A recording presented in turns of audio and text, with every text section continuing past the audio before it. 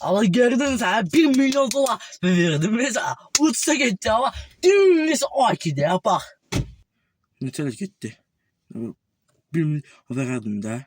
Ne tane yoktu bak. Heyvan kimi 1 milyon dolar verdim mesela. Sen uçtun gitti bir bulmazsa işte. 30 bin bak gitti. Siyah bomba bom halal olsun dayaklı dedim ona. Siyah pullar yanıldı gitti. Yuh artık da ben başım gitti. Ne oldu sen niye keyfin yoktu?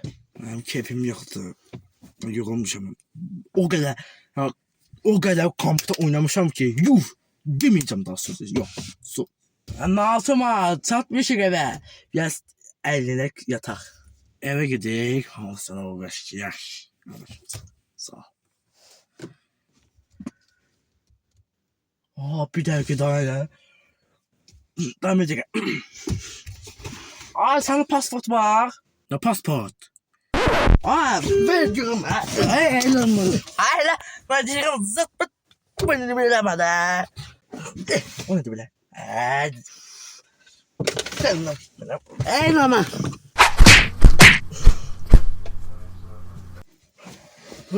Senin.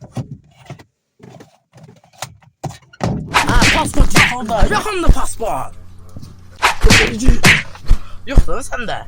Pasportum yokumda.